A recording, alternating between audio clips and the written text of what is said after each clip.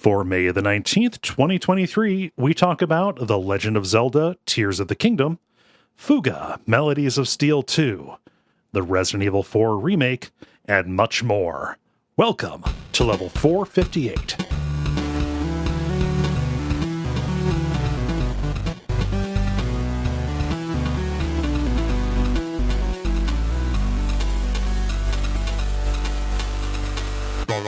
My name is Cole Ross. I'm David Maysmith.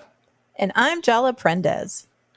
And you are listening to The Level. It's a podcast for people who love video games. Welcome back, Jala. Hi, I'm here. Hey. How is everyone? Doing okay? Yay. Living the dream, Yeah.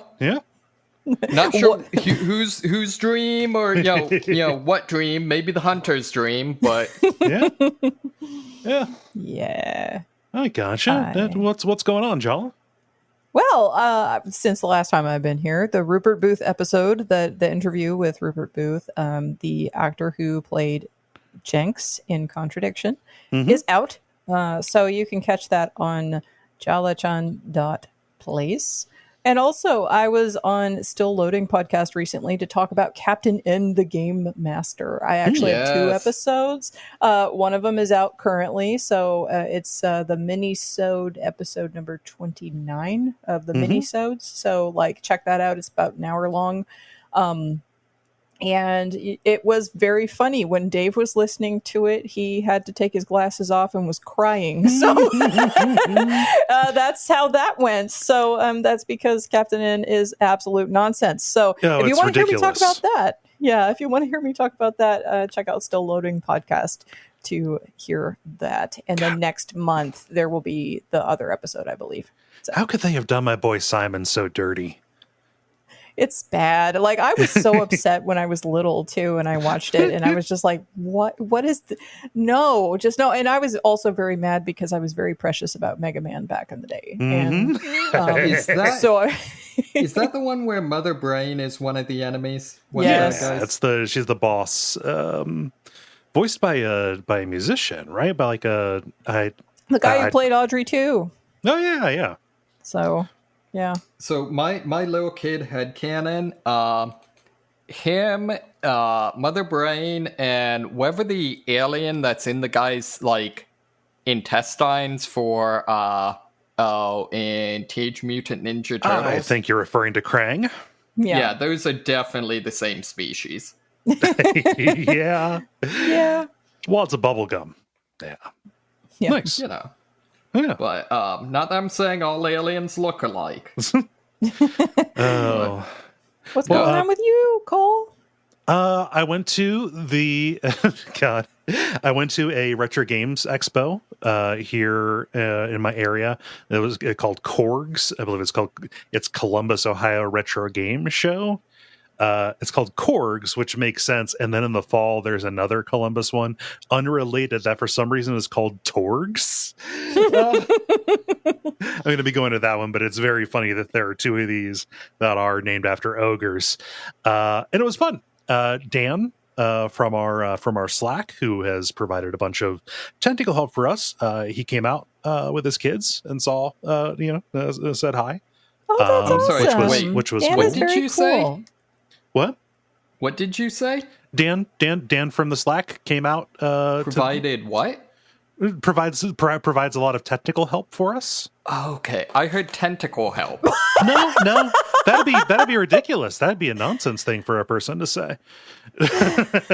Okay. Yeah. Now I'm following. The story makes much more sense. I think that maybe D-Money is just hearing what he wants to hear. I don't know. Anyway, anyway, I'm not. But I'm Dan not is very cool. Yay. Yes, so. He's a very nice guy. He came out to Milwaukee too, and it was fun to get to meet him after all those years. And you're sure he is not the one who stole your car? Pretty sure. It would have been pretty inconvenient. Well, I mean, they did drive it a mile and crash it. So yeah, they say they always return to the scene of the crime. So maybe, seeing him again, just saying. I think Dan got into town after my car was stolen, or at least that's the story. But yeah, no, it was fun. It's kind of neat to see. I mean, it's pretty big too, actually, like as far as these things go. Like it's about the size that the Midwest Gaming Classic was, in the first year or so that we went and did it. And learned about more. Like there's a huge one that happens up in Cleveland. They're expecting it to get a lot bigger. They're going from 1 day to 3. Is it just called the huge one? Because that would be great. No, it's like Cleveland Gaming something or other. I forget the name of it. I met the people who run it, so I feel very bad for not knowing it. But that was cool. It's fun. I really, when I go to those, I just want, like, all I'm keeping my eye out for is I look for like cool craft stuff, specifically hang on walls. And I am always looking through strategy guides. I did get a cool thing. It's hard to know how to describe it. It's like string art of 3 Zelda hearts. Like with one of them, but like it's nails, and then the colored in parts are all string wrapped around it. I have no idea what you actually call that, but I always try not to leave a place empty-handed, and that's the cool thing that I saw. So that was fun. I feel like at a retro gaming thing, they should do new game announcements, but for games that came out like 20 years ago. Oh, just do it time shifted? Yeah, I think that's a good way to do it. Have like a press release and play a trailer on the big screen and stuff. Yeah, I agree. More stuff like that should happen. Like there was an exhibit at Midwest Gaming Classic called World of Nintendo that was all like old fixtures and stuff from nice. Like Nintendo store display things like that. Yeah, that's pretty cool. I took Chris with me too, my brother. Oh, cool. How's he doing? He's doing well. Yeah. I was worried. I asked him to come along because it was just it was a thing to do. I was worried that he would be bored, but we just kind of pointed out stuff that we remembered from our childhood and like told stories as we looked through stuff. So it was not, it was not interest torture, which is what I call when you run somebody through your very particular niche. Yeah. David, how about you? Oh man, not honestly a whole heck of a lot. I'm trying to think. So time is an illusion, and so I don't know what I did last week versus this week, that sort of thing. I talked about Kitten Palooza, right? Kitten Palooza doesn't sound familiar. Oh, yeah. the cat cafe that you went to. Yes. Yeah. Okay. Yeah. So no, honestly, I don't think anything much happened. I'm kind of in prepping for con season. Oh, yeah. So, a lot of my free time is just sewing. Your cosplay. What? I think she said Jinx cosplay. Yes, so I did. I really would like to do that. I feel like the problem, though, is how do you cosplay as someone whose kind of design document is the everyman? He's got particular clothes, and you can make a replica of some of the shit that he holds up. That is true. Absolutely. That and you can also always do this. Yeah, I am really looking forward to the to that podcast. Yeah, he is. That's already out. It's out. Yeah, you can. Listen to it. Yeah. I thought. Sorry. Off-air stuff like this week has been like my David doesn't sleep week. So for the viewers, any stupid stuff I say, not my fault. Okay. Well, it is out. You can check it out. Jalachan.place. It is there. So, nice. And I will also tell folks that Roop is going to be back because I have become friends with him ever since. So he will be back on my show later to talk about various other things. So you can look forward to that. Nice. Well, we've got stuff to talk about. We've got games and things, Yes. And I think we should do a regular kind of show to get started to talk about them. Sorry, I'm kind of spinning my wheels here. Let's go first with The Grind. The Grind, where we talk about the games we have been playing over the last period of time or so. Jala, I'm going to go to you first. It's kind of sad when I'm the most coherent one here. Everybody's struggling today. I got distracted. So Was it Dottie? No, it was an alert that looked like a thing I should worry about, but it wasn't a thing I should worry about. Okay, well, since the last time I was on, I did finish the rest of my Murderous Muses first playthrough, and I have to make a correction. So, like, when I played through, it took about 2 hours, not 7 hours, which that was what I had read somewhere. Somebody who had recently played it and posted about it on Twitter said it took them 7 hours, and I'm like, how did it take them that long? They must have played through multiple times to unlock achievements. Achievements is like the only thing I can think of.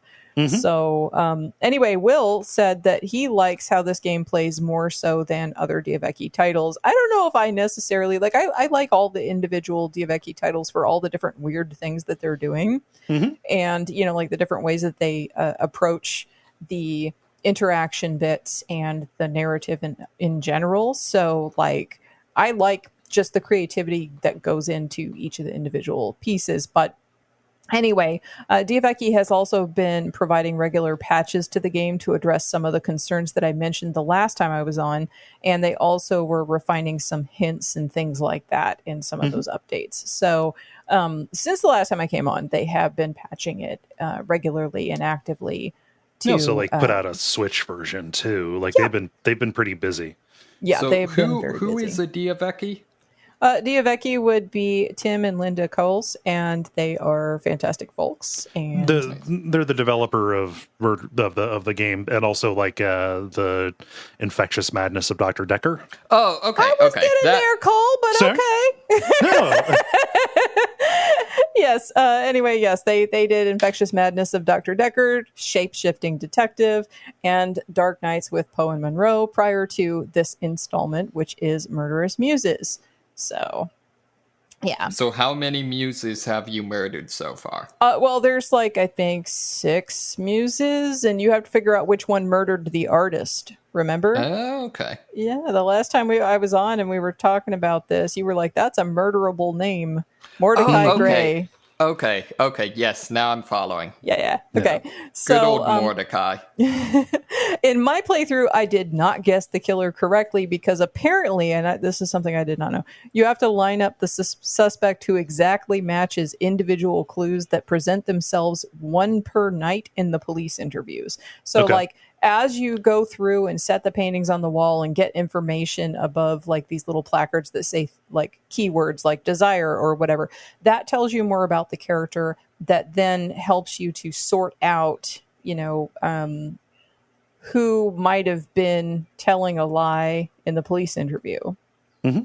So anyway, like the person I selected lined up with 2 out of 3 of the clues, but I had a break from the time I did the first night versus the second and third night. So like I didn't remember anything about the first night by the time I got to the second thing. So what I would recommend to folks is that do a single sitting playthrough if you have 2 hours, or split it up between 2 consecutive evenings and just like work on, half of it and then do the next half the next night. And that way you won't forget.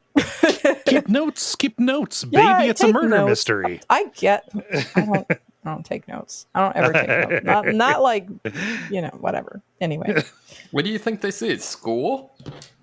I do when my parents ask, what are you doing this weekend? Or, just if I'm doing non-recording, non-editing, non-admin work, my answer is homework. That is what I call it. So, yeah, I've got to say, I was out of college for like maybe 3 years before my dad stopped ending every phone call with study.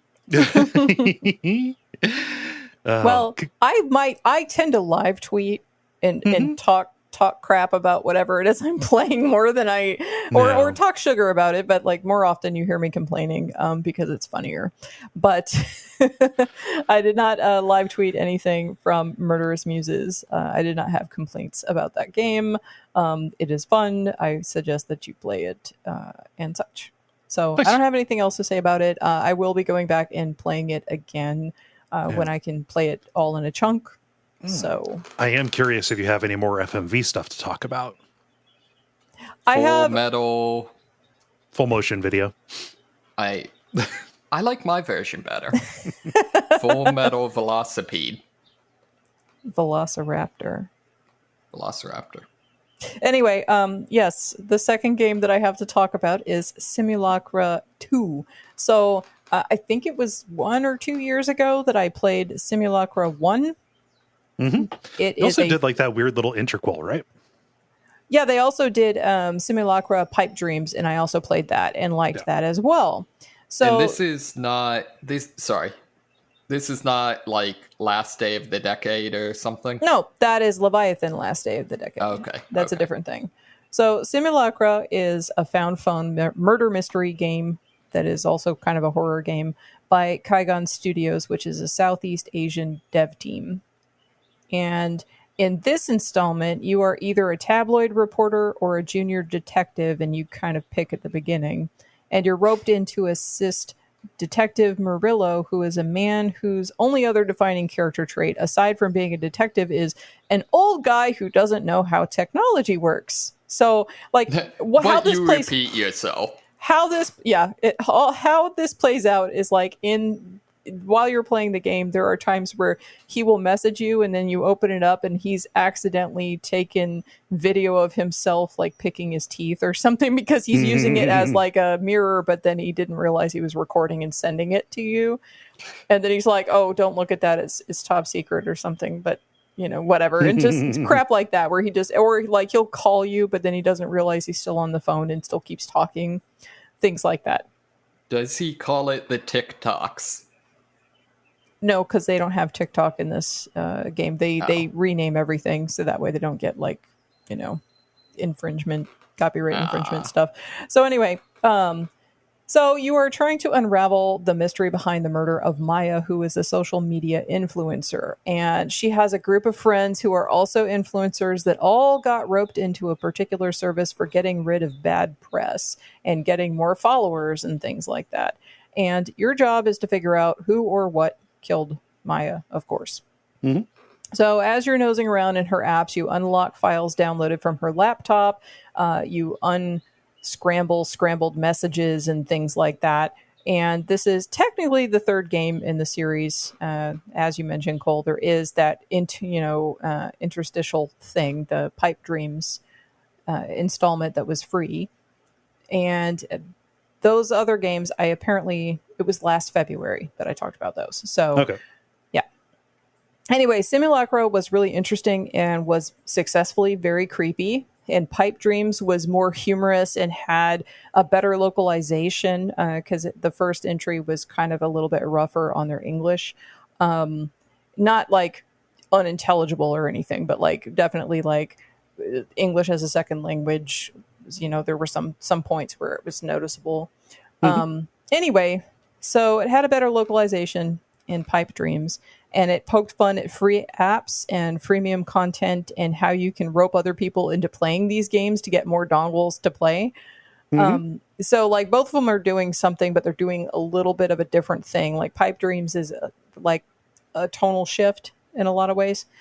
SIMULACRA 2 tries to combine both the social commentary about the internet, influencers, and how we interact with both the net and those influencers, and then also like the murder mystery horror elements of the first game. So it's trying to mishmash what they did in the first two installments.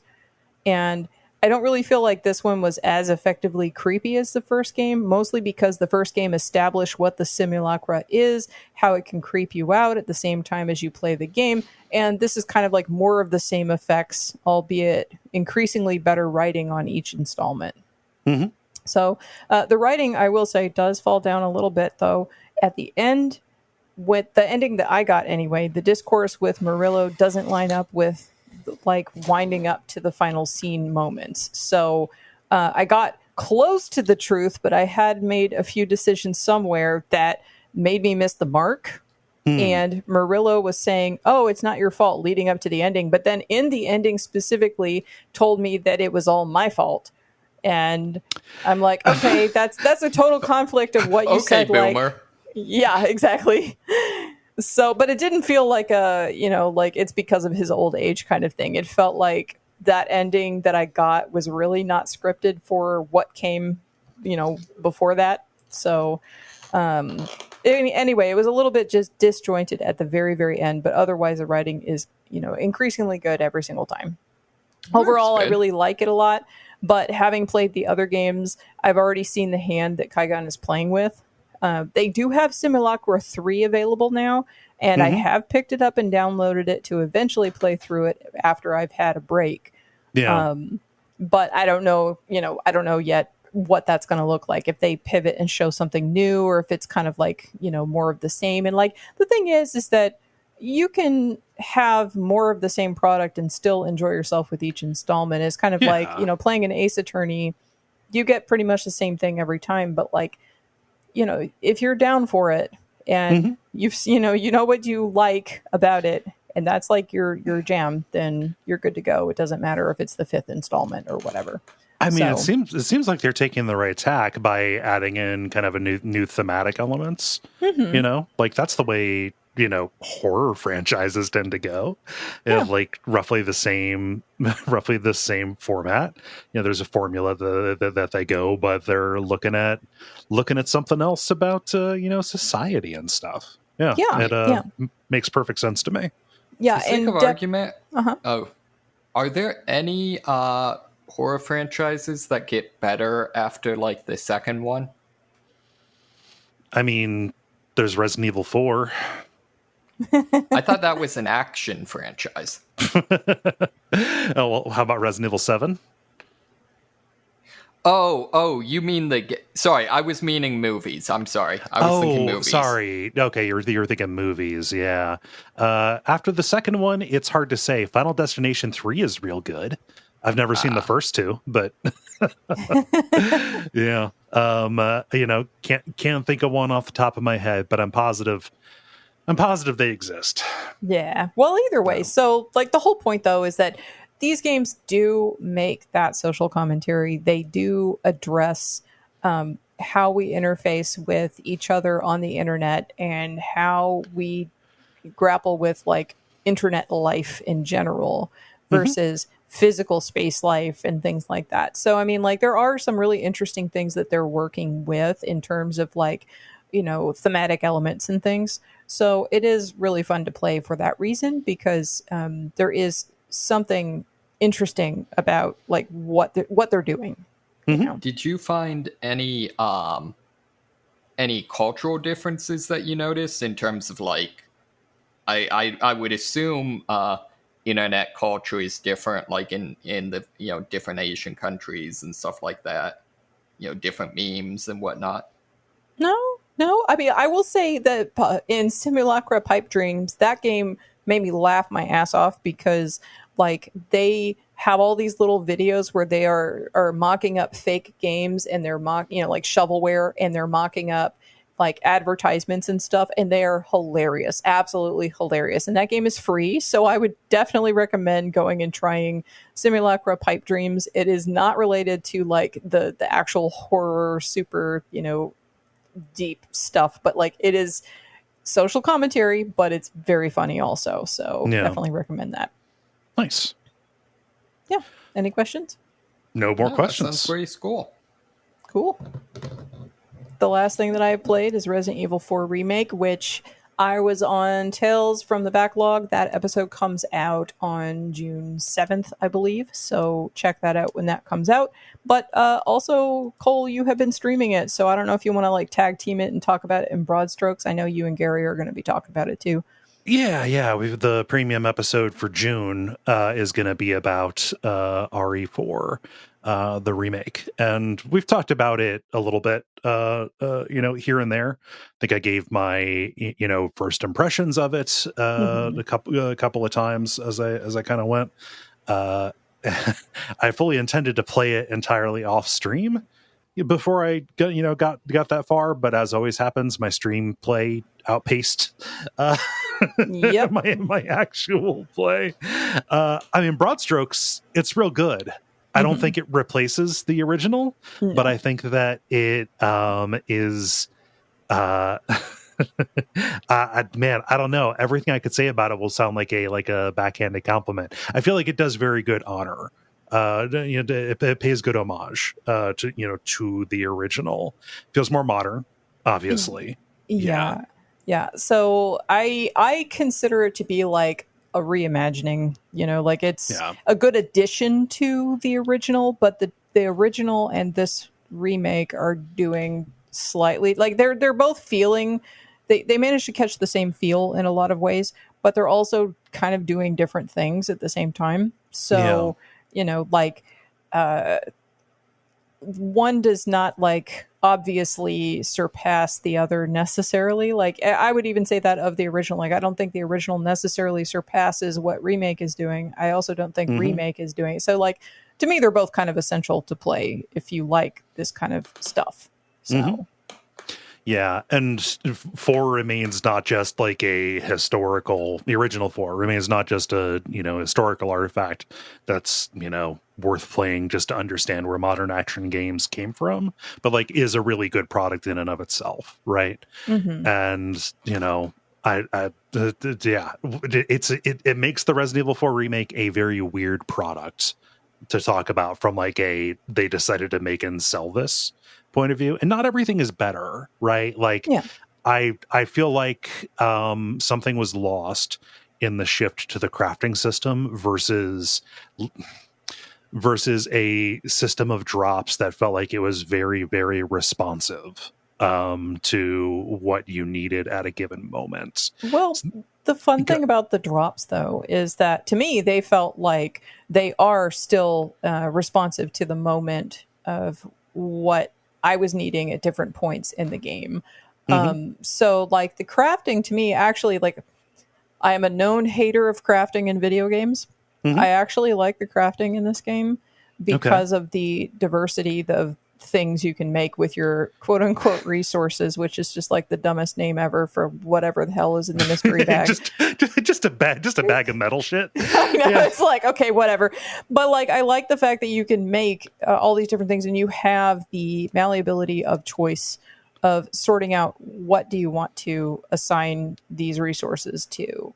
Yeah. And so there are ways in which I do like that crafting system, and I don't necessarily think it makes it less resource intense. I mean, it depends on what difficulty you're picking and your play style and all of that. There was a point where I was low on ammo, and I just took the bolt thrower and just used that way past the time that I actually needed to recoup ammo, just because I got used to it and I was just having fun with it. Yeah. So, I mean, whatever. And then I had so many handgun bullets, I had to switch to handgun because I just had accumulated too many. But what's funny about it is I would love to see the way that somebody who has not played the original, the way the weapon loadouts that they decide to go with. Yeah. For me, with a memory of the original, the experience that I remember and the experience that I really enjoyed was when you were out of ammo, you would take whatever it would give you, and that would be what you would end up using. So I didn't like using the TMP in the original. The submachine guns are better in this one. Still not great, but better. But that's the ammo that you got. Make that work in this situation as these enemies are bearing down on you. It felt like it was a little bit of an AI director forcing you to think on your feet Whereas this model, because most of what you are getting is gunpowder and, quote, resources, again, bag of shrapnel, you could actually roll mostly with fewer weapons in your backpack. Because whatever you wanted to use in a given situation, it didn't give you ammo. It gave you the constituent parts of whatever ammo you eventually would want to make in different classes, obviously, because there's the large resources and the small resources, things like that. It just, I don't know. Maybe I'm just pining for a more hostile system, but I really liked the AI director leading me around, being forced to use a suboptimal weapon in a hard situation, I guess. So what you're saying is that this game is made for casuals who need to just get good. This game is very difficult, even on the standard difficulty. I mean, it's, I would say it is very well paced difficulty, but like when you get to the island, the game is not fucking around with you. No. No. When I got to the island, I was trying to bust my ass to get through it because of when we were recording. And so I had to just like run a lot of the way. And like, there's certain points where you have to kill stuff, and all of that. And rushing became its own frantic hellhole to be in. Yeah. But, such is the nature of the beast when you are doing assignment play. So, But so the thing is that I actually like the fact that I didn't end up, because I did not on my playthrough for that, and the only one I finished so far, because I just don't have time. Is I did not get the TMP. I decided I was not going to roll with that, and so I got TMP ammo like once, and then I sold it, and then I didn't pick up the TMP, and then the game just stopped giving me TMP ammo. And I was glad for that, because in the original, I would keep getting that ammo and be like, well, I want to hold it in my inventory until I can sell it. But now it's holding my inventory hostage, Yeah. And so that was kind of frustrating in the original. So I liked the fact that they stopped giving me that crap after a while. Like, oh, good. Now I don't have that. But for me, Remake is definitely like Capcom is learning its lessons from like the other remakes they've done and other games that they've done, especially like the Village with its theme park mission statement and some of the elements from 2 and 3 Remake, where they're, updating and expounding on the original titles and all of that. So, like it, and then there are even parts of Remake that make me think of Resident Evil 6 even. So, they're drawing from the whole pool of their experiences and making all the different iterations of this, series. Yeah. So they're taking full advantage of their history, and something from that, like something I really appreciated was there are certain tentpole rooms and encounters in RE4 that when you play in the remake, you will recognize, that they have taken this sacred space and then brought it forward and recreated it, but also updated it for the new, updated it for the new kind of system that they have for the new pace of combat, right? Yeah. So like if I say like the bridge room, people are going to know, about the wacky room with the extendable bridge that that is here. It's not exactly like it was before, but you are dealing with far more enemies, and also they are, honoring just kind of the flexibility of the system. You were in chat when I did this, and you said, oh yeah, I didn't have to deal with any of this because I sniped the guy who was going for the lever. And so I did it, and I'll be goddamned if that didn't work. Yep. I know. I was so happy because, like, me, I like to break games. I like to do whatever it is that the game is going to allow me to do. And I like it when the game lets me do things. So the fact that I was able to, I'm just going to attach a, mine onto this bolt and then shoot it over there. So that way it kills the guy who's going to pull that lever and drop that bridge. That was great, because then it just funneled everybody down there, and I'm like, no, I don't even have to jack with all this. Thank you for letting me actually use my ingenuity to, solve this puzzle without having to go through all the crap. It doesn't always work, but sometimes when it does, you get that real good feel, and the fact that they have that in there and they allow me to do that is important to me. Yeah. So. And on the other end of that, like, taking kind of a systems heavy room and keeping it systems heavy, they have taken some encounters that were previously either like complete afterthoughts or just not really well optimized for the style of play, and kind of turn them into these like big set piece action encounter kind of things, right? So everybody remembers the two Higante fight in the down in the mines. Like that is a weird and dumb fight because those two it doesn't feel like it's not an enemy that you're meant to fight with two of them in an arena.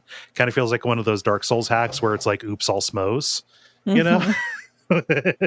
but like they take that and turn it into like a buddy fight with Luis with you instead of Ashley, and suddenly it's this high flying action kind of deal.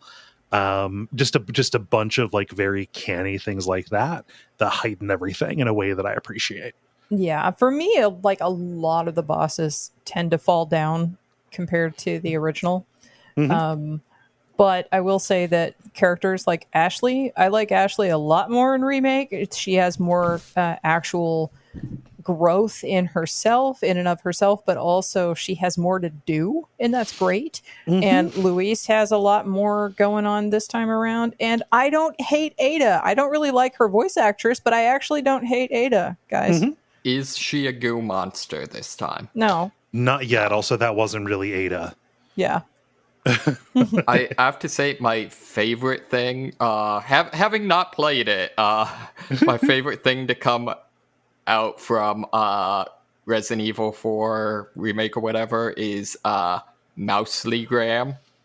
Oh, yeah, that meme. I don't know where that came from. I don't know either. I don't know, but I'm definitely here for adorable comics of, Leon and Tiny Mouse. I just like that her entire personality is not just screaming.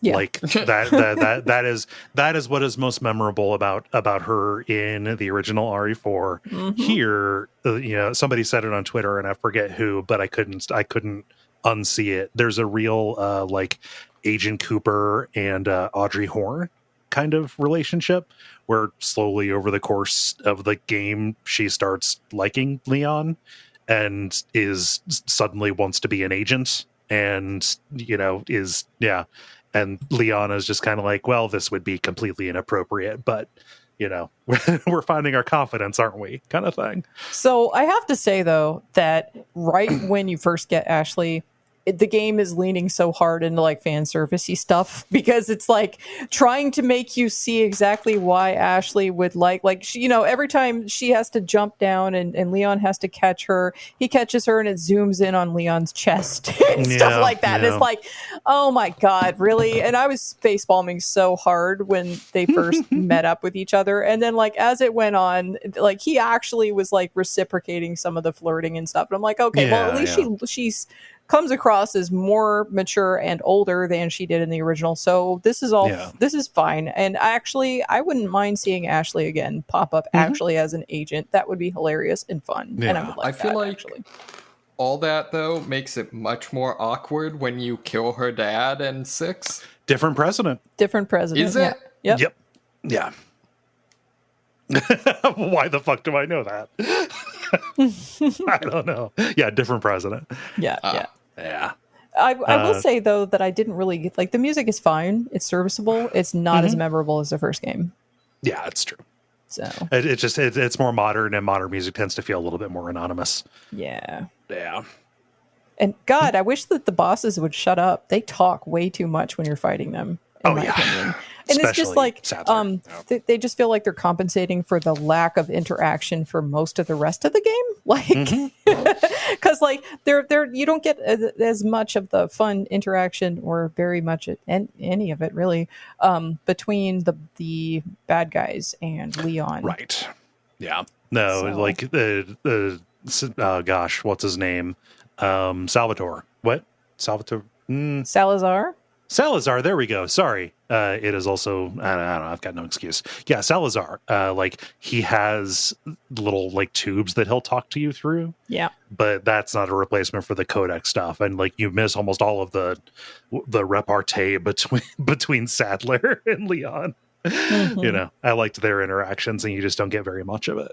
Yeah, it doesn't help that he also looks like what Margaret Thatcher everybody says. So, but anyway, yeah. And then too, I will say my favorite boss was the first Garador fight. That was my favorite. As a lover of things such as Sniper Elite, that was very fun for me to sneak. So loved it. Yeah. Good design. That was hands down my favorite.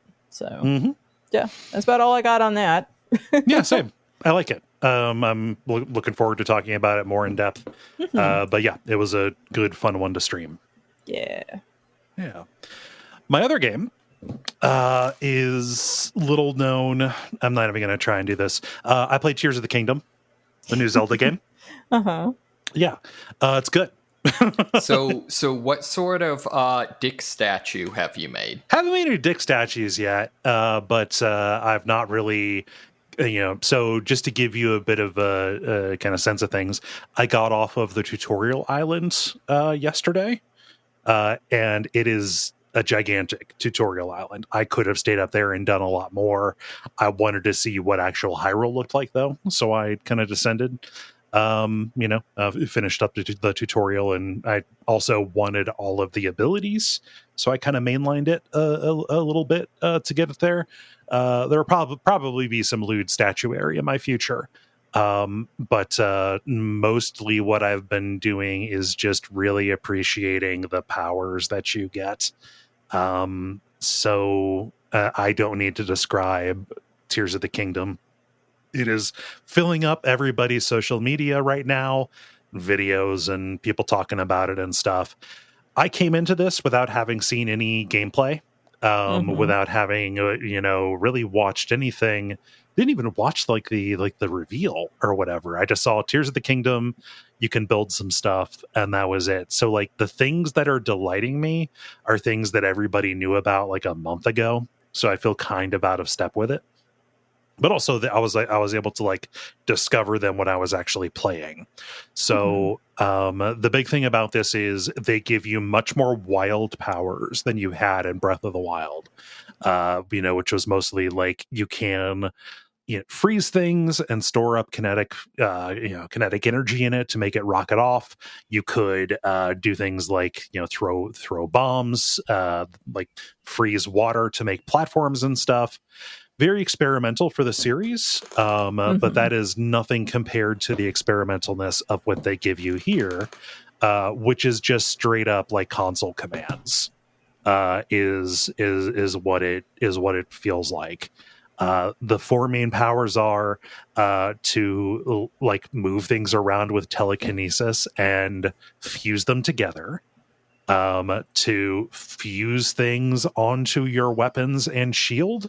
Up to and including like attaching I tried to see if I could, and I did attach a sword to the end of my sword to give it more sword powers. And it worked. It was just a sword at the end of a sword. You can take things, attach special, like you can put a bomb plant on the end of your arrows to make it into a rocket launcher. Like a bunch of cool and unexpected synergies between all these different things. Can you attach enemies to your sword? Not as far as I can tell. You can attach parts of enemies to your sword. You can strengthen it with little like sentinel pieces that you find, from the ancient automata that fell from the sky. Oh, that's much more boring than what I was thinking. I was imagining you like dismembering creatures and. I probably should have worded that less tantalizingly. That's like, gosh, Ultra Hand is the telekinesis, and Fuse is the other one. I'll go with Arise, I think is what it is, which is basically for a compatible surface, and it's most of them, as long as the surface is roughly flat. You can select a surface directly above you, and you will just. It's like somebody in the level editor grabbed you with a cursor and just dragged you up through whatever thing was above you. So like if you're inside of a mining tunnel or whatever, and you say, I want to be on top of this mountain now, you press this and then you just ascend up, and you even have to like press a button to climb out because you're kind of stuck in the ground after you get through. And this is how you get on, like, go between like the floating islands. You go to a place where it overlaps and such, which is ridiculous in terms of what it does to travel, let alone things that the way that you need to reevaluate the geometry in the shrines and I assume in the dungeons or temples or whatever. Haven't gotten to one of those yet. Does this hurt it feeling like a Zelda game, or hurt this, storytelling or anything like that? I don't care about the storytelling.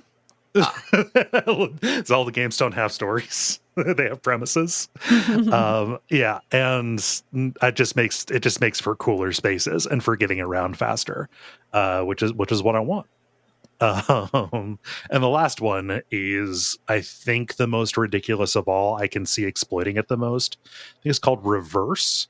You can freeze time, select an object that you want to go back to where it was. Okay. And this could be anything from a projectile to one of your contraptions that you sent along, to various moving platforms and walkways and stuff in the dungeons themselves. To the point where you can make yourself an elevator by alter handing something up, dropping it, and then standing on top of it, and then reversing it, and then whoop, whoop, whoop, whoop, whoop, up you go. Things of that nature. It's fucking ridiculous what they give to you, and this feels like the best of a Mario game, or the best of a Nintendo game, or the best of any game, which is by seeing the parts laid out in front of you, your mind suddenly starts like, well, okay, well, wait a minute. All right, so the possibilities of these two things, can they work together? You start thinking of like ways to solve problems using those two things together, but also like getting real excited for the possibilities that you're not immediately able to account for. And with those just 4 basic abilities that they give you in the first like 5 hours of the game, I am immediately just completely tantalized before you get into assembling contraptions and making your bridges and stuff. Like, all of that is cool. And the way things have worked out for me, and the way that I've seen folks make their stuff, like, all of these things put together make it into a Wile E. Coyote simulator. Where you're just coming up with schemes, and most of the time they're going to fail, but like they're going to fail spectacularly and entertainingly, in a way that is physicsy and therefore slapstick. But the times where they come together, which it never did for poor Wile E. Coyote, the times where it comes together feels really good and amazing, and it's like, I can't believe they let me do that. So Will tweeted something earlier that was very funny, that was along those lines. He said, I was feeling like a badass riding a cyberpunk motorcycle in the Underdark. Then I hit a cliff and bounced on my head down multiple 30-foot drops with loud bonk sounds each time before sliding into a pile into my destination. Yeah. It's like that. Yeah. I'm looking forward to getting into more building stuff. Like right when you drop down on the path between where you land and the first like little quest marker to continue the main story, you run into, so this is like post a cataclysm that caused all this technology and these sky islands to show up. It's called the upheaval. And also, like the cataclysm of the previous game, there's this big effort to rebuild Hyrule, which means that all over the place there are just caches of materials. So you just like roll up and there's just a big pile of lumber and some wheels and stuff with a sign that says, Hyrule Rebuilding Committee, take as you need. And I'm like, don't mind if I do. I'll make the world's shittiest car because I don't have the parts to make it a good car.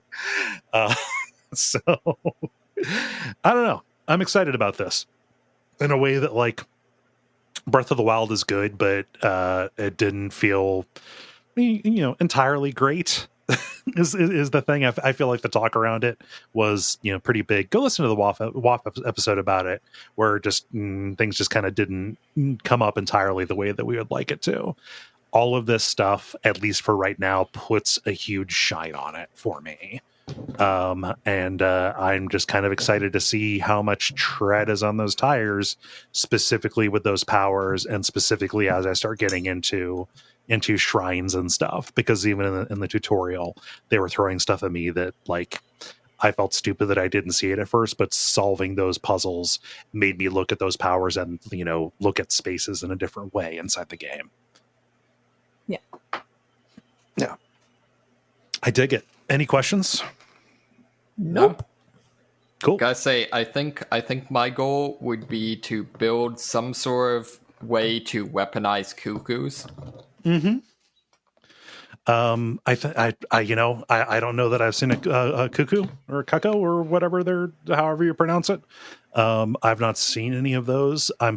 Maybe there's a way to interact with them. It'd be fun to, I don't know, put a bunch of them in a big cart, send them at an enemy, and when enough damage is done to them, they swarm the enemy. Maybe. Yeah, they blame the enemy. Yeah. The mind just rattles with the possibilities. And that's what I got. David, how about you?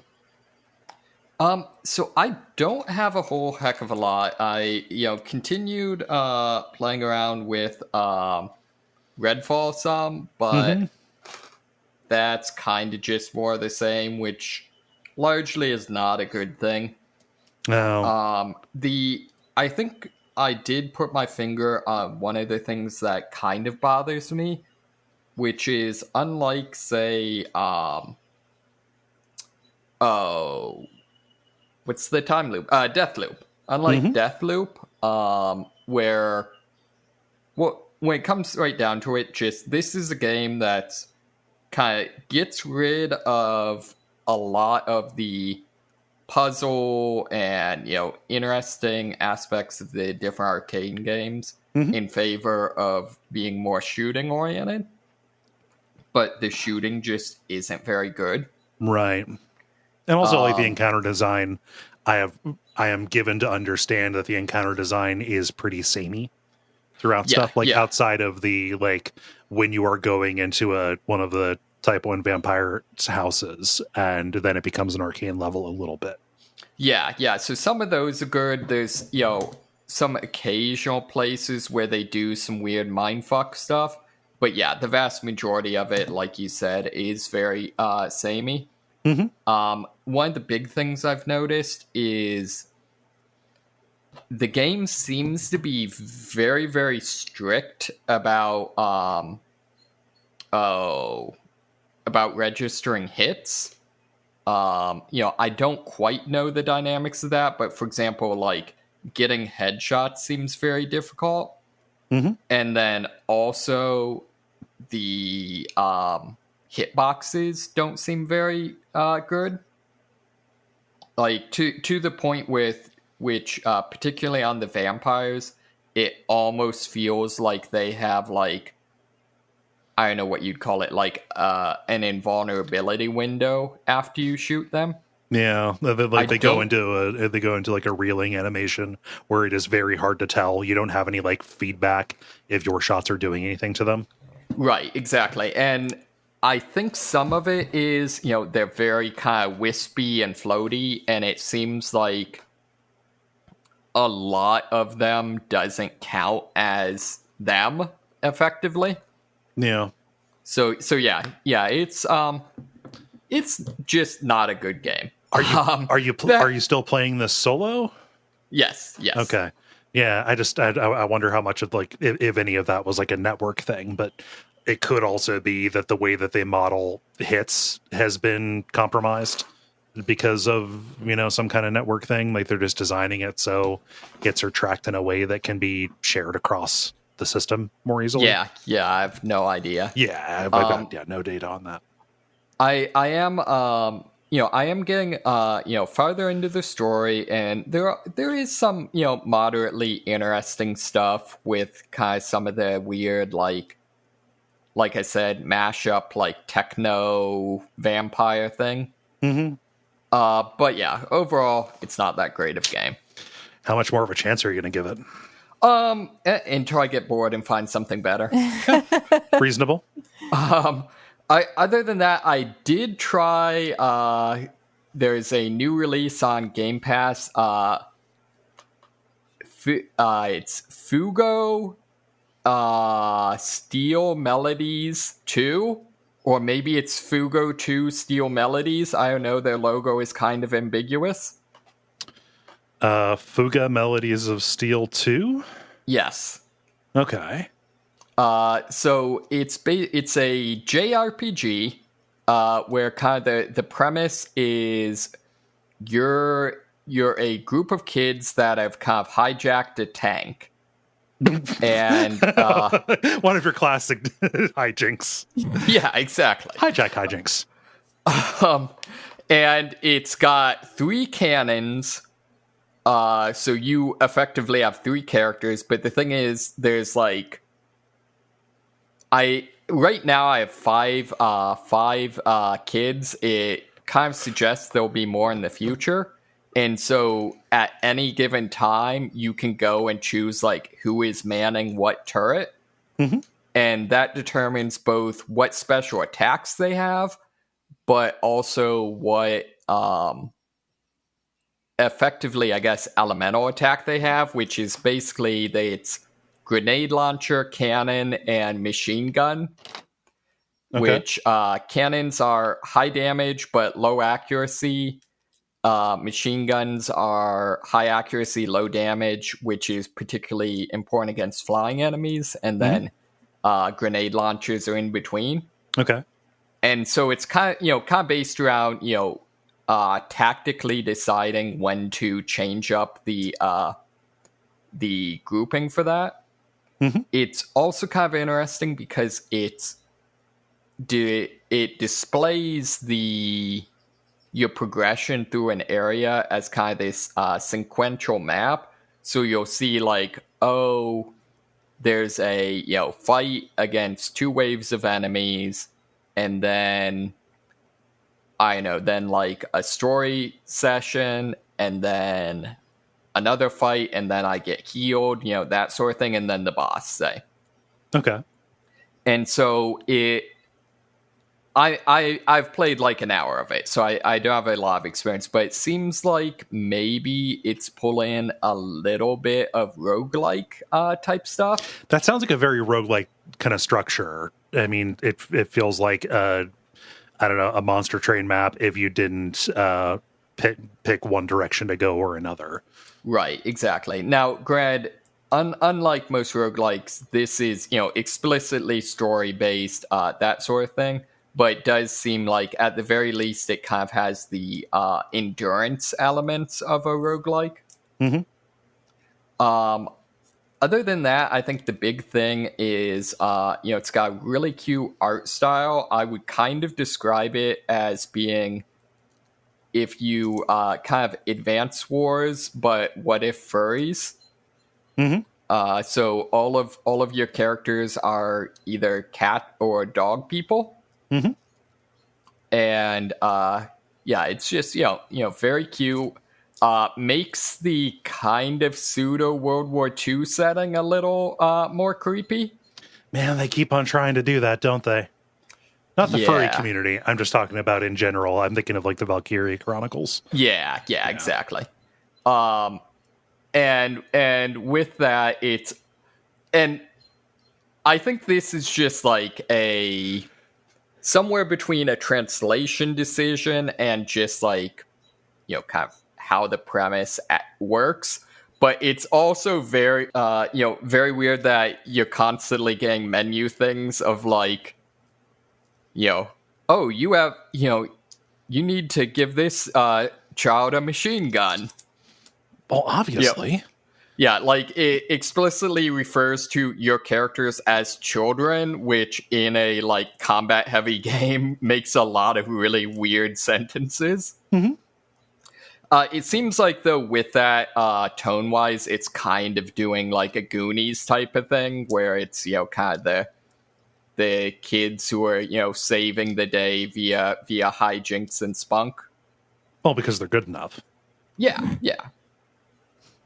So, that's all I have from it so far. It seems promising. Seems fun. Man, you ever play Rocket Slime? I have heard of it. I've never played it. You love Rocket Slime. Was that a Dragon Quest thing? Yeah, it was a Dragon Quest spinoff. You're playing as a slime who controls big tanks. That sounds great. You go in the overworld and you're recruiting team members and getting garbage. And the battles play out by you running around inside of your tank on one screen, because it's a DS game, and you are grabbing garbage and bringing it up to the cannon to launch at the enemy tank. Nice. Yeah. Sorry, just the tank battle thing. Yeah. Reminded me of that, and I wanted to make a recommendation if you're in a tank mood. Yeah, I'll definitely check that out. Another great one with a similar feel is Lovers and Dangerous Space Time. Yeah, Dennis has talked about that before. You're like the 0G in a ship kind of thing. It's made for co-op. Exactly. Yeah. But yeah, that's all I've got. So one not so good game, and particularly potentially one really good game. So nice. Good to hear about it. Multiplayer. Now it is time for the multiplayer, where we ask you a question and then you answer it. Jala, you posted this one. What did you ask the nice people? I asked, what is one feature or mechanic you would like to see less of in video games? Yeah, I'll get us started here with Jeremy, who says the need to grind. When you don't level fast enough to keep up with the difficulty and have to stop and go grind. Also, grinding for healing items is bad. Bloodborne and Demon Souls, for example. Yeah, co-signed on all of those. Yeah. Yeah, if I have to make that fucking run in Hemwick Charnel Lane to get my blood vials up one more time, it's a bummer. Let's see here. David, what does Maniop say? Maniop says, having wildly inconsistent time to play games year to year, I really want more multiplayer games to minimize missable timed content. Like Dennis, I've also paid for Destiny 2 content I never even got to start. Oh god, the FOMO on that is fucking ridiculous. Yeah, this is one of my soapboxes. I love the idea of battle passes, because to me it's a way to convert, to basically make it so I can support a developer without just being like, buy the things, but just make them not expire. Yeah. Archive the content, please. Mm-hmm. Yeah. Jala, what does Greg say? Greg says, inability to change game options. Give me all the options. Difficulty, outfits, control schemes, the works. Empower the player. This is not 1990 anymore. Also agreed. Man, you don't even have to give up. You don't have to make a not challenging game. I mean, we're doing Infernax for WoF, and I love the way that handles it. The distinction between, do you want something that resembles an NES game in difficulty and features and stuff, or do you want something that is more akin to a modern game with checkpoints and stuff? Or do you want to just see the cool art and make the choices and read the fun writing? Then full Celeste mode. Options are good. I'm going to have to come back to that, because in Infernax, I actually eventually had to stop because I reached a point where it's like, I don't have the reflexes to do this. Mm-hmm. Yeah, no, they give you, there's options for infinite jumps and stuff, invincibility and things. Yeah, I didn't know that was something that was added later, but that's good to know. Yeah, that's cool. Yeah, I think my favorite on this is the Ubisoft games now have a visual audio mode where you will see on the screen an indicator that shows your character hears footsteps from over here. I love it.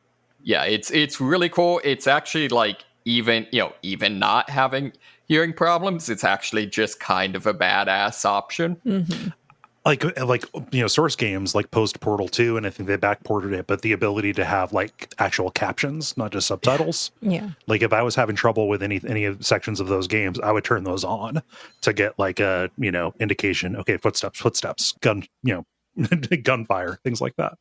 Yeah, those are also a lot of fun for you get some weird like insights into the AI. Like you learn more about like how the AI is thinking. Mm-hmm. Yeah. Let's see. I'll pick up here with David, who says abusive labor practices. Yes. Absolutely. Co-signed. I want shorter games with worse graphics made by people who are paid more to work less. Yeah. No notes. Let's see, David, what does Jan say? Jen says, any limited inventory. Keeping my actual room and bags and desk tidy is complicated enough and not fun. I can see where it comes from. Yeah, if it's something like a survival horror game, that kind of is part of the whole shtick is limited resources, limited space, and things like that. But there are most other genres. Yeah. Let's see, Jala, what does Rookie say? Rookie says, premium currencies are trash, and the only thing they're good for is to let us know not to waste our time with whatever garbage game has them. Also, procedural generation isn't something I like, but I can concede others might enjoy them. Yeah. First one can be fired into the sun. Yes. Proc gen has uses. I like the Chalice dungeon approach of procedural generation, but with a seed so that you can control it. Mm-hmm. And so people can thoroughly explore every single seed and make a list of the stuff that's worth seeing. Yep. Yeah. And also, like, the story, quote unquote, critical, but like the ones that have story content are the same every time. And the randomized ones, that is something you opt into. Yeah. Yep. Don't have a lot of nice things to say about Chalice dungeons. But that is one of my favorite feature. Now we have to fight to the death. Unfortunately for me, I am horrible at PvP. I'm bad too. Let's see here. This is me. Keisha, thank you very much for providing a pronunciation on that. Keisha says, gathering resources, having to tappa constantly as you play through a game to gather up crafting or whatever resources. Keep collectathons in their own lane. And that isn't even a good collectathon mechanic.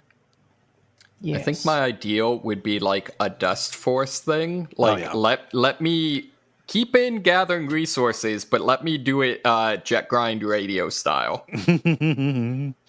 When we played Horizon Zero Dawn and it was an upgrade, you had to spend currency, upgrade currency on to be able to loot from your horse. I about lost my goddamn mind. Oh, yeah, that stuff. That is one of the few negative things I will say about Warframe is it's a companion droid ability to, vacuum loot in from far away, and enemies can kill your companion droid.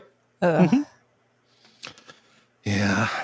Let's see, David, what does Callum say? Callum says, seeing as loot boxes seem to be dying a slow death, open world collectathon should follow. Put stuff that matters in the world. Agreed. Mm-hmm. If it's going to be there, have it count. Jala, what does Rizana say? Rizana says, open world maps dotted with collectibles, points of interest. Reduce your scoop and fill it with much more filling content than picking up 50 feathers. Agreed. That's why I like Elden Ring. Redfall actually has a thing with that I think if I continued playing the game would drive me insane. There are 100 hidden locks of ghostly hair, but each one of them has a unique audio log associated with it, so it actually is worth collecting. Oh, weird. But it's yes, but I don't want to just turn over literally every single rock. Well, that's what wikis and YouTube are for. Yep. Jack says, sorry, fishing. Why? Snake! I will say any fishing that is just a timing mini game where you got to watch for the bobber to go down and then you press the button and you go, that can go away. That can go to hell. Yeah. Yeah. But I'm always going to go about it for just the idea of fishing because Breath of Fire 3, yo. Also Dredge. Oh yeah, Dredge. That's all game built around it though. Yeah. Wow. Yeah, Breath of Fire 3 definitely, like, that's the main thing I remember about that game. I actually don't remember very much else about that game. So the soundtrack, I had a very characters. weird introduction to Breath of Fire over the weekend, in that I was looking through sewing patterns for cosplay stuff, and apparently Breath of Fire people wear just really weird clothing. Yeah, some of the character design got a bit buck wild. Yeah, I have no context for any of it other than, like, this is, Fluffenheimer's jacket or whatever. Mm-hmm. At least 3 and 4 have very beautiful design. I can't speak to 1 and 2. Yeah, and David, round us out with Kyle. Kyle says, content/achievements that are blocked when you enable accessibility options. Oh, that's dumb. It's like devs can't decide if players are allowed to enjoy the games on their own terms. Yeah, no, I didn't even know that's a thing. That is super dumb. Yeah, agreed. That's kind of not understanding the nature of the assignment, I would say. Let's see. Oh, I had one for mine, but I think I forgot it. Oh no, everybody gave their very good examples and I forgot mine. David, what you got? So I think I'd say permadeath and PvP. So like extraction shooters and battle royales and stuff like that. Anyways,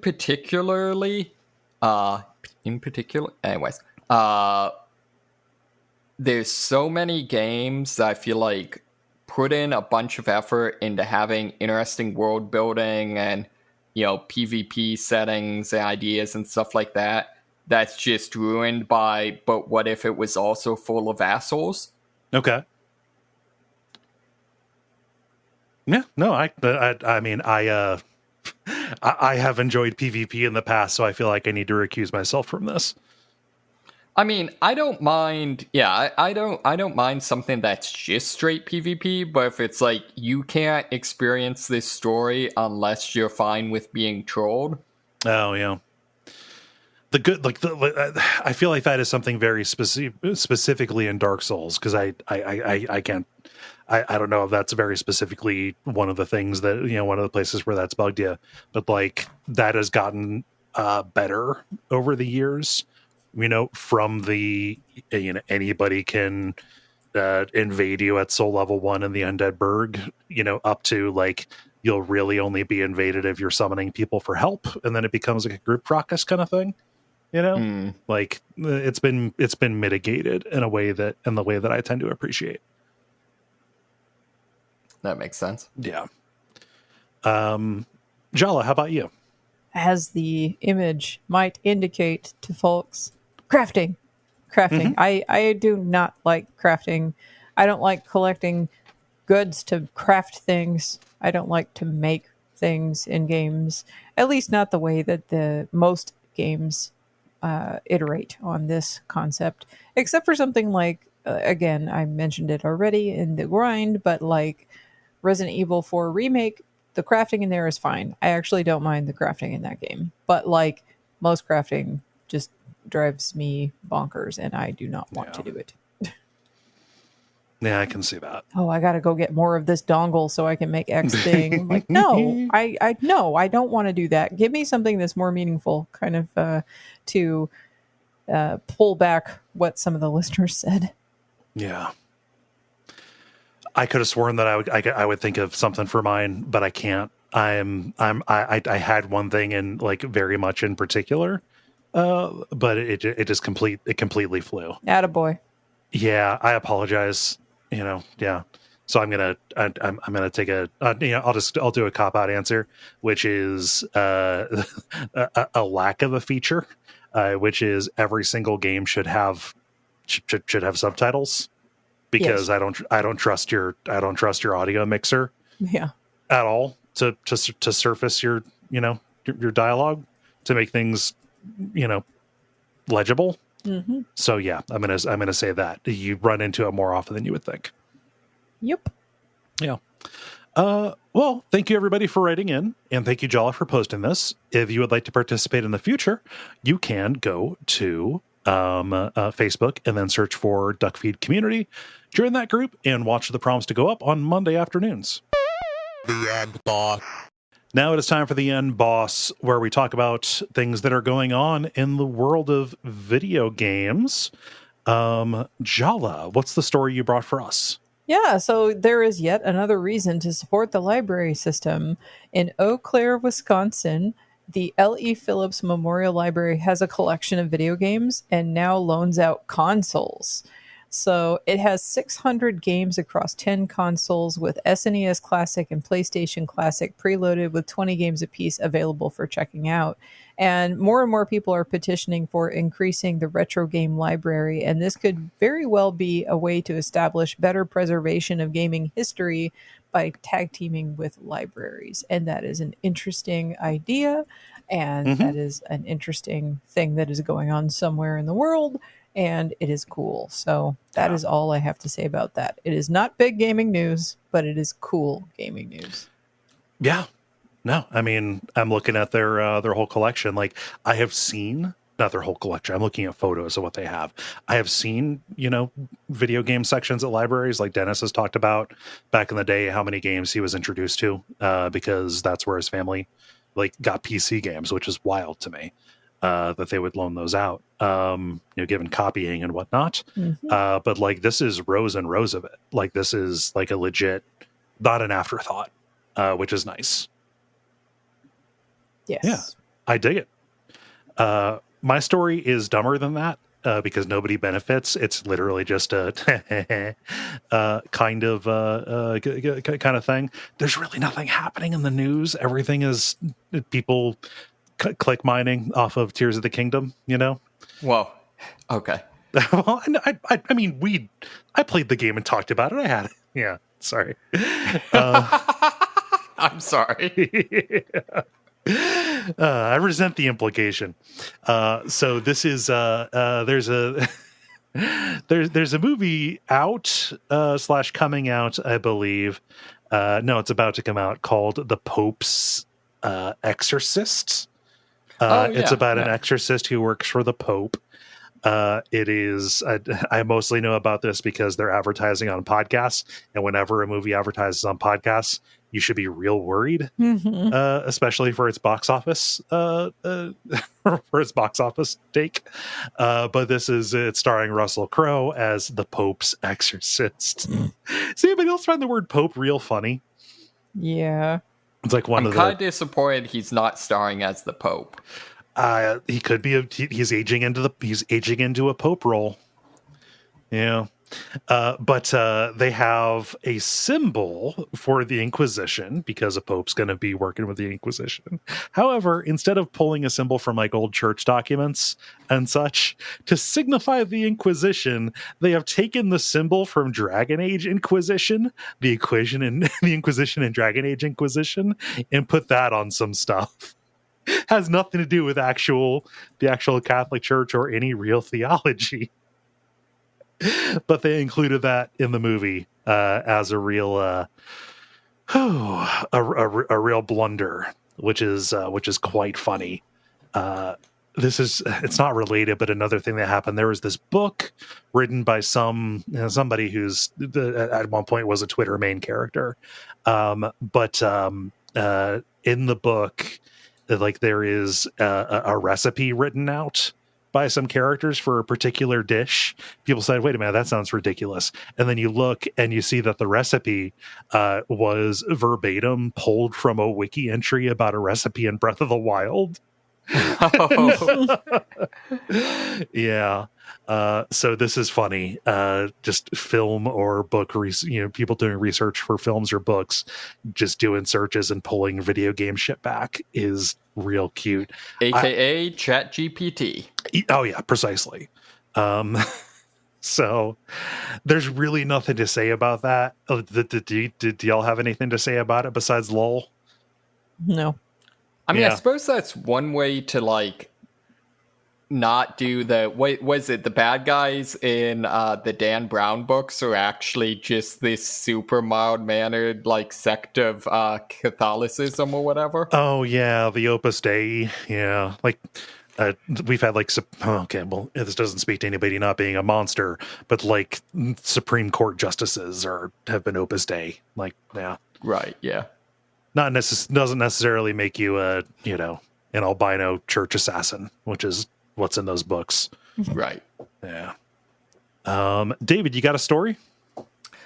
Sort of. So I've got there's an Economist story about apparently pinball is really taking off, and it's gone from being super niche to, I guess, sales of new machines, it says, have risen 15 to 20% every year since 2008. That's really kind of all the article actually says, and then says probably nostalgia ? Nostalgia, and also just like they've started making tables again. Right. Like it does suggest discuss that apparently at one point a bunch of states banned pinball because they interpret it as gambling. And so it was both at one point controlled by the mafia, repairing them. And apparently in the 40s, the mayor of New York would smash pinball machines with a sledgehammer. Oh yeah, Mayor LaGuardia. He was a real asshole about pinball, and it stayed banned in certain places, like even out west. Like, when was pinball banned in Alameda? I don't know. It only it was in the 2000s when pinball was finally unoutlawed. Yeah. But it's a real interesting story if you look up what got pinball categorized as not gambling in federal law. I believe might have been a particular state, but there was just this kid who was really good at pinball, and they brought him in for a congressional hearing. And had him do trick shots just to prove that it's not all entirely chance. Right, because gambling has to be chance, which never made sense to me, but that's the whole thing. Yeah. It was okay, you can be good enough to intentionally do the same thing multiple times. That makes it skill. So, yeah. It's neat. I have enjoyed pinball more and more over the years, kind of coinciding with going to these events for live shows and things like that. And it's true. If you go to a Midwest Gaming Classic, just the number of new machines, especially ones based around bands, are just more and more and more of them. And if you make more of them, you're going to sell more of them. Yeah. Good news. Libraries and pinball. Yeah. I like it. Well, how do you all feel about buttoning it up? I feel buttons. The credit. Thank you so much for listening to level number 458. To make you aware of the sacrifices that have been made, Jala's air conditioner in her office has stopped working. Yeah, and so she's boiling alive for us. Yes. I appreciate it. Thank you, Jala, for being on. And next week I will also be on, and I will also be boiling then too, because the replacement unit, it's too expensive to buy it in the store, but the replacement unit being mailed to my house will not be here till next Thursday. Well, I salute you. Yes. Yeah. You know what you can do to help out this show?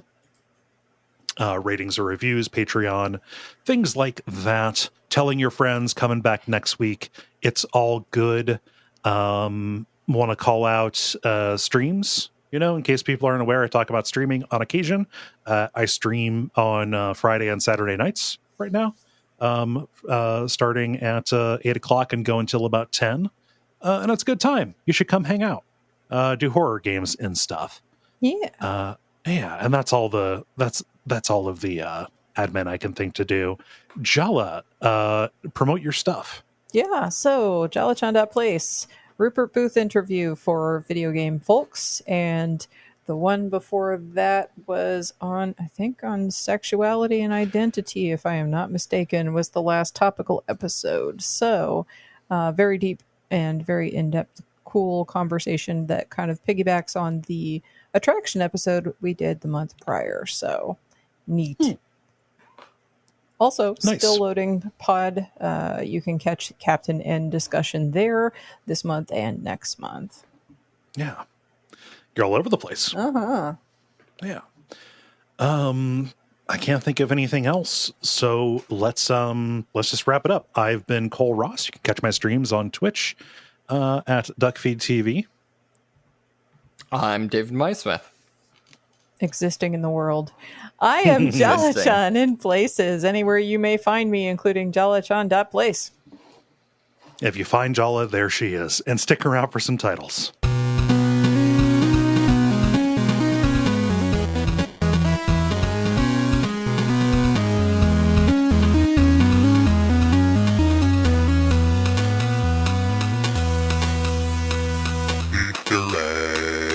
All right.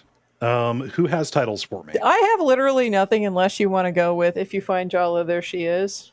That's my vote for a title because I did not have any title. Okay. Yeah, I had nothing as well.